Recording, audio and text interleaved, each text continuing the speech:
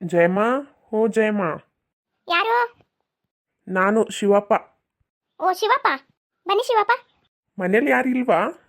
ಯಾಕೆ ನಿಮ್ಮ ಕಣ್ಣಿಗೆ ಕಾಣ್ತಾ ಇಲ್ವಾ ನಾನಿರೋದು? ಹಂಗಲ್ಲ ಜಯಮ್ಮ. ಅದೇ ಮದುವೆ ವಿಷಯ ಮಾತಾಡಕ್ಕೆ ಬಂದಿದ್ದೆ. ಮನೇಲಿ ಯಾರು ಇಲ್ವಾ? ನಿಮ್ಮ ಗಂಡ? ಅವರು ಕೆಲ್ಸಕ್ಕೆ ಹೋಗಿದ್ದಾರೆ, ಕುತ್ಕೊಳ್ಳಿ.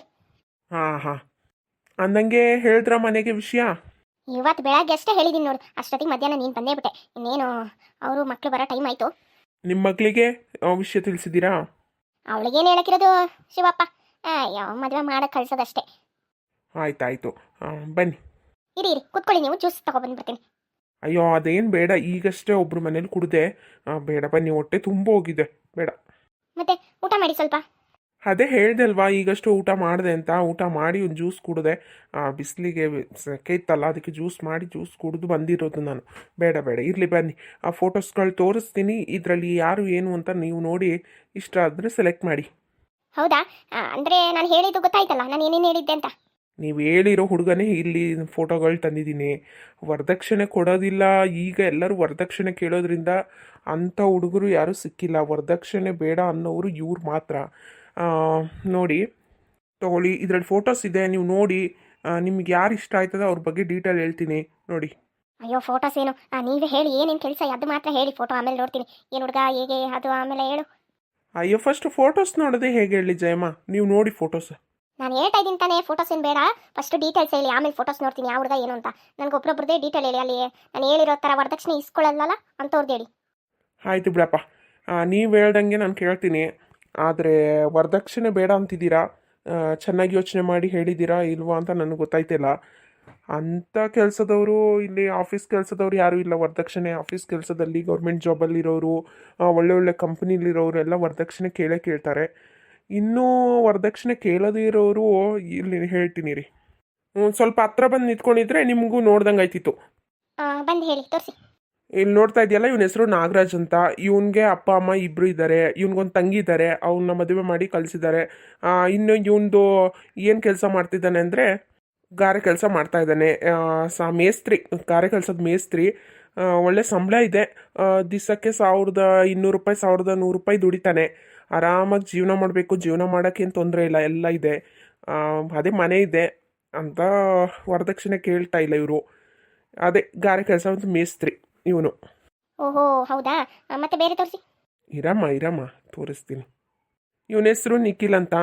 ಇವನಿಗೆ ಅದೇ ಅಪ್ಪ ಅಮ್ಮ ಇಬ್ಬರು ಇದ್ದಾರೆ, ಮತ್ತು ಒಂದು ರಿಲೇಟಿವ್ ಯಾರೂ ಇಲ್ಲ, ಜೊತೆಯಲ್ಲಿ ಯಾರೂ ಇಲ್ಲ. ಅಣ್ಣನೂ ಇಲ್ಲ, ತಮ್ಮನೂ ಇಲ್ಲ. ಇವನು ಬಂದು ಕೂಲಿ ಕೆಲಸ ಮಾಡ್ತಾನೆ. ಏನು ಸಿಕ್ಕಿದ ಕೆಲಸಕ್ಕೆ ಹೋಗ್ತಾನಂತೆ. ಅಂಥದ್ದೇನು ಕಷ್ಟ ಏನು ಇಲ್ಲ ಅಂತ ಹೇಳ್ದ. ಇರೋದನ್ನ ಹೇಳಬೇಕಲ್ಲ ನಾನು.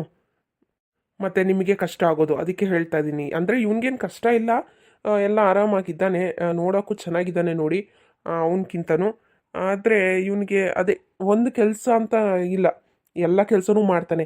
ಈಗ ಯಾರು ಕರೀತಾರೆ ಅಲ್ಲಿ ಆ ಕಡೆ ಕೆಲ್ಸಕ್ಕೆ ಹೋಗೋದು, ಈ ಕಡೆ ಕೆಲ್ಸಕ್ಕೆ ಹೋಗೋದು ಅಷ್ಟೇ. ಸಂಬಳ ಅದೇ ತಗೊಳ್ತಾನೇನೋ 1000 ರೂಪಾಯಿ. ಹ್ಞೂ ಹೌದಾ? ನೋಡೋಣ. ಇನ್ನು ಹೇಳಿ. ಆದರೆ ವರದಕ್ಷಿಣೆ ತಗೊಳ್ಳೋರೆಲ್ಲ ಏನು ಕೆಲಸ ಮಾಡ್ತಾರೆ? ನೋಡಮ್ಮ, ನಾನು ಫಸ್ಟೇ ಹೇಳಿದೆ, ವರದಕ್ಷಿಣೆ ಕೇಳೋರು ಗೌರ್ಮೆಂಟ್ ಜಾಬಲ್ಲಿರೋರು ಮತ್ತು ಒಳ್ಳೆ ಬಿಸ್ನೆಸ್ ಮಾಡ್ಕೊಂಡಿರೋರು ಅವರೆಲ್ಲ ವರದಕ್ಷಿಣೆ ಸ್ವಲ್ಪ ಜಾಸ್ತಿನೇ ಕೇಳಿದ್ದಾರೆ. ನಿಮಗೆ ಕೊಡೋಕ್ಕಾಗಲ್ಲ ಅನಿಸ್ತದೆ, ಅದಕ್ಕೋಸ್ಕರ ಇವ್ರನ್ನೇ ನಾನು ಹೇಳ್ತಾ ಇದ್ದೀನಿ.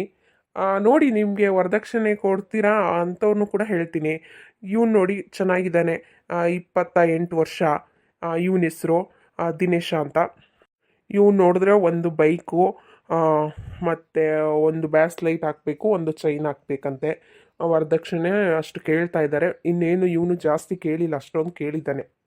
ಇನ್ನು ಮದುವೆ ಎಲ್ಲ ಇವನೇ ಮಾಡ್ಕೊಂಡು ಹೋಗ್ತಾನೆ ಅಂತೆ. ಅಷ್ಟು ಹಾಕಿದ್ರೆ ಸಾಕು, ಮದುವೆ ಎಲ್ಲ ನಾನೇ ಮಾಡ್ಕೋತೀನಿ ಅಂತ ಹೇಳಿದ್ದಾನೆ. ನೋಡು, ನೆಕ್ಸ್ಟ್ ತೋರಿಸ್ತೀನಿ ಇರು.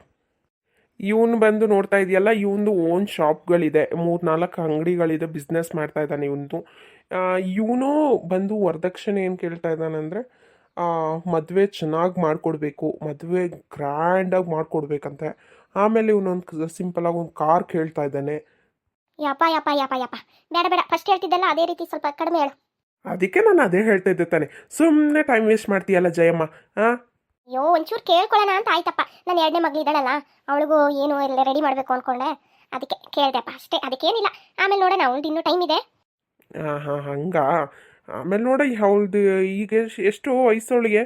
ಅವಳಿಗೆ ಈಗ 18. 18 ಅಷ್ಟೇನಾ? ಇವಳಿಗೆಷ್ಟು? ಇವಳಿಗೆ 20 ಬೀಳಕ್ಕಾಯ್ತು. ಆಗ ಸರಿ. ನೋಡಿ ಹೇಳ್ತಾ ಇರ್ತೀನಿ.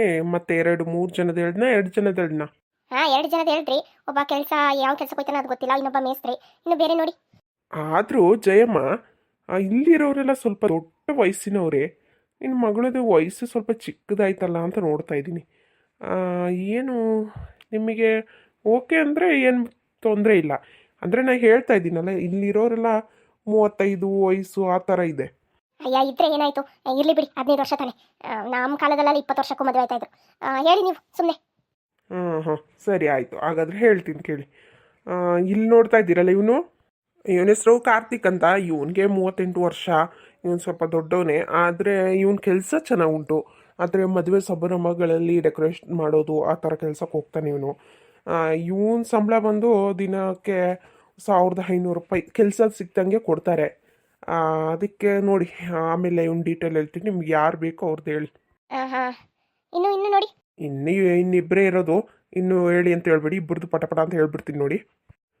ಇವನ ಹೆಸರು ಶ್ರೀನಿವಾಸು. ಇವನಿಗೆ ಅಮ್ಮ ಇಲ್ಲ, ಅಪ್ಪ ಇದ್ದಾರೆ.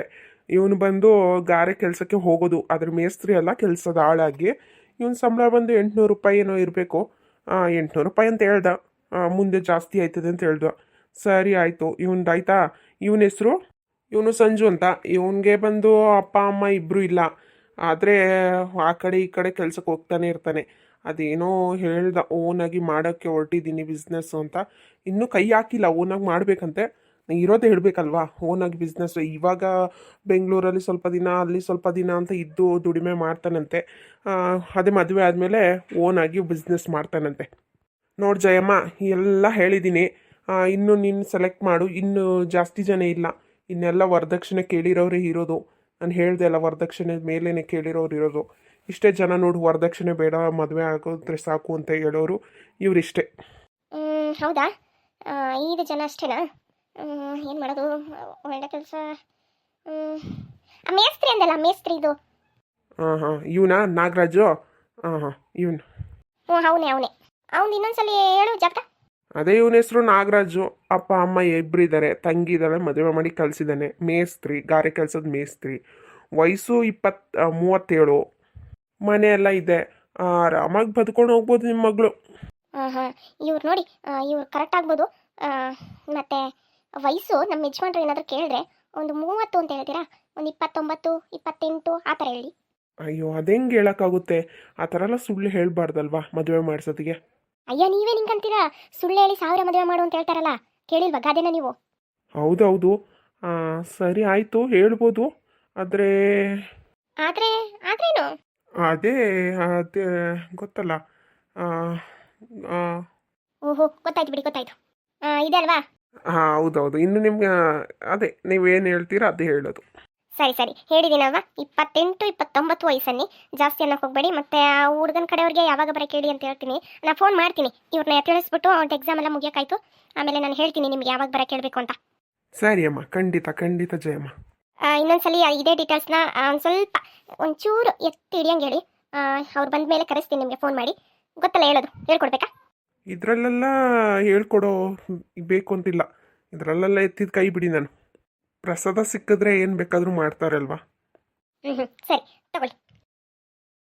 ಖಂಡಿತ ನೀವು ಫೋನ್ ಮಾಡಿ, ಅವಾಗ ನಾನು ಬಂದು ಇವ್ರ ಬಗ್ಗೆ ಇನ್ನೂ ಸ್ವಲ್ಪ ಎತ್ತಿ ಹಿಡಿಯೋ ರೀತಿ ಹೇಳ್ತೀನಿ ನಿಮ್ಮ ಯಜಮಾನ್ರಿಗೆ, ಅವ್ರು ಒಪ್ಕೊಳ್ಳೋ ರೀತಿ. ಸರಿ, ಇನ್ನು ನಾನು ಹೊರಡ್ಲಾ ಜಯಮ್ಮ? ಸರಿ ಆಯಿತು. ಏನಾದರೂ ಕುಡ್ಕೊಂಡು ಹೋಗಿ. ಇವಾಗ ಜ್ಯೂಸು ಕಾಫಿ ಏನಾದರೂ ಮಾಡಲ್ಲ? ಟೈಮ್ ಆಯ್ತಾ ಇದಲ್ಲ? ಅಯ್ಯೋ, ಬೇಡ ನಾವಿನ್ನು ಹೊರಡ್ತೀವಿ. ಹೆಂಗೋ ಈ ಹುಡುಗನ ಹೆಂಗೋ ಸೆಟ್ ಮಾಡಿ ಮದುವೆ ಮಾಡಿ ಕಳಿಸ್ಬಿಟ್ರೆ ಒಂದು ಪೀಡೆ ಮನೆಯಿಂದ ಆಚೆ ಹೋಯ್ತು ಅಂತ ನೆಮ್ಮದಿಯಿಂದ ಇರ್ಬೋದು. ಇದನ್ನು ಒಪ್ಕೋಬೇಕಲ್ಲ ನನ್ನ ಮನೆಯವನು. ಏನೋ ಮಾಡಿ ಅದು ಇದು ಅಂತ ಹೇಳಿ ಒಪ್ಪಿಸ್ಬಿಡ್ಬೇಕು, ಇಲ್ಲಾಂದ್ರೆ ಆಗೋದಿಲ್ಲ. ಇಂಥ ಒಳ್ಳೆ ಸಂಬಂಧನ ಮಿಸ್ ಮಾಡ್ಕೊಳಕ್ಕೆ ಇಷ್ಟ ಇಲ್ಲ. ಆದ್ರೆ ಭಾರಿ ದುಡ್ಡು ತಿಂತಾನಪ್ಪ ಈ ಬ್ರೋಕರ್. ಎಷ್ಟು ಸಲ ಆದರೆ ಅಂದ್ಕೊಂಡು ಸ್ವಲ್ಪ ಜಾಸ್ತಿನೇ ಕೇಳ್ತಾ ಇರ್ತಾನೆ. ಯಾವಾಗದಿಂದ ನೋಡ್ತಾ ಇದ್ದೀನಿ ಇಂಥ ಹುಡುಗ ಹುಡ್ಕಕ್ಕೆ. ಏನು ಮಾಡೋದು? ಈ ಬ್ರೋಕರ್ಗೆ ದುಡ್ಡು ಹಾಕಿದ್ದೀನಿ, ಅದೆಲ್ಲ ಅವ್ನು ಕೊಡ್ತಾನ ನನ್ನ ಗಂಡ? ನಾನೇ ತಾನೇ ಎಲ್ಲ ಮಾಡ್ತಾ ಇರೋದು, ಅದೆಲ್ಲ ಗೊತ್ತಾಗೋದಿಲ್ಲ. ಬಂದಾಗ 1500 ಅಂತ ಕೊಡ್ತಾ ಇರಬೇಕು. ಇವತ್ತು 1500 ರೂಪಾಯಿ ಕೊಟ್ಟಿದ್ದೀನಿ. 3 ದಿವಸ ಕೆಲಸ ಮಾಡಬೇಕು, ಕೂಲಿ ಕೆಲಸ ಆದರೆ ಹೆಂಗಸರು. ಹೋಗ್ಲಿ ಬಿಡು, ಹೆಂಗೋ ಇವಳನ್ನ ಮನೆಯಿಂದ ಆಚೆ ಹಾಕಿದ್ರೆ ಸಾಕು. ಆಮೇಲೆ ನನ್ನ ಮಗಳಿಗೆ ರಾಜನಂತ ಹುಡುಗ ತಂದು ಮದುವೆ ಮಾಡಬೇಕು. ಅಯ್ಯೋ ನನ್ನ ಮಗಳು ಬರೋ ಟೈಮ್ ಆಗ್ತಿದೆ. ಅಯ್ಯೋ ಏನೋ ತಿನ್ನಕ್ಕೆ ಮಾಡ್ತೀನಿ ಅಂದಿದ್ದೆ, ಏನು ಮಾಡೋದು? ಏನಾದರೂ ತಿಂಡಿ ಮಾಡಿ ಇಟ್ಬಿಡ್ತೀನಪ್ಪ. ಸುಸ್ತಾಗಿ ಬಂದಿರ್ತಾಳೆ ನನ್ನ ಮಗಳು. ಆ ಪೀಡೆ ಉಂಟಲ್ಲ, ಅದೇನು ಮಾಡ್ತದೋ. ಅದು ಹೊಟ್ಟೆ ತುಂಬ ತಿನ್ಕೊಂಡು ಹೋಯ್ತದೆ.